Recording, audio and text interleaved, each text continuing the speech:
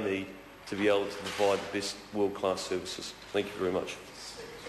Before I call the next member, just advise it's a split call, 5 minutes each. The bell will go at 4. I recognise the Honourable Clayton Cosgrove. Mr Speaker, in the brief time we have available, I just want to set out, as many colleagues have, our reasons for opposing this bill. And I do recall when I was corrections spokesperson for our team, having visited every prison in the country bar one. And I do share the sentiments of the Speaker who spoke before me from the National Party in respect to Premieremu.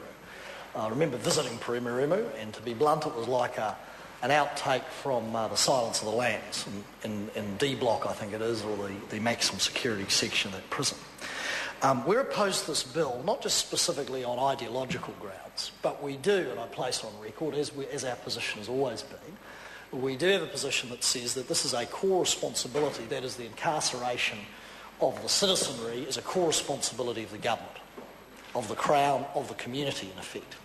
Because it is the Crown through the police that effects an arrest and brings charges. It is the Crown through the judiciary that deals and renders a verdict through the court system, and therefore it should be the Crown that takes responsibility for incarceration.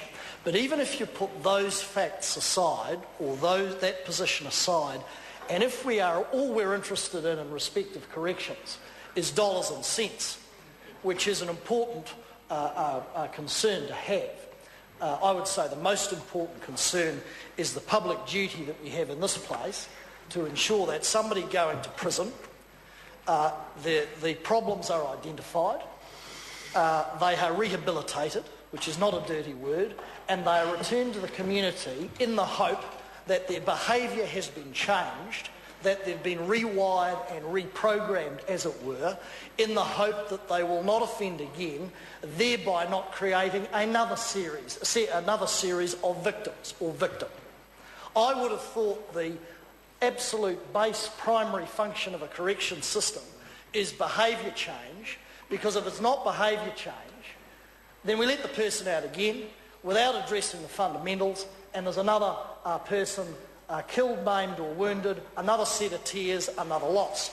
But if all we're interested in is dollars and cents, then can I just remind the House when the National Party was last in government in the 90s and they privatised the Auckland Remand Centre, and Treasury actually looked at that and independent audits were done, and when you compared the ACRP, the Auckland Remand Centre privatised, which we wound back, with a like remand prison, not comparing a maximum security facility to a remand prison, the dollars that were revealed was that the public sector actually was cheaper per prisoner to administer. So if all the government's interested in is dollar efficiency, my query is this: is the Minister and the government so weak that they can't require their own department to be innovative, to learn from overseas examples, to be efficient, to be more effective? Is the Crown and the government so inept that they're not prepared to require of their department that when required they lift their game?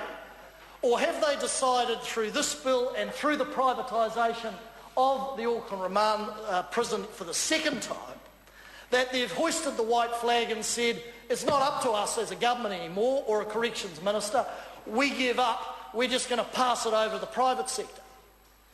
Because if all you're interested in, sir, is dollars and cents, the only evidence, because I recall this on the Select Committee when the privatisation bill was going through, and we heard it from correction officers, we heard it from Treasury folk and others, that like for like, sir, the public sector was cheaper.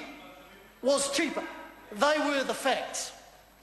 So we will oppose this not just on a belief that there is a Crown core responsibility when it comes to the incarceration of citizenry, but we'll also oppose this because it doesn't work.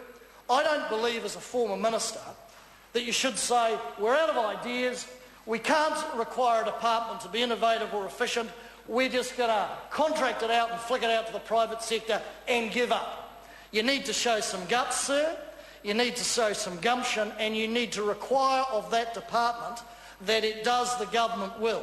And I have to say that corrections officers, a man and woman that I've met, do a job that I could not do, and I suspect that very few, if any, people in this House could do, dealing with the ugly side of our society and putting themselves in harm's way, sir. I call the honourable member Julianne Genter. Tēnā koe, Mr Speaker. Tēnā koe. Te whare.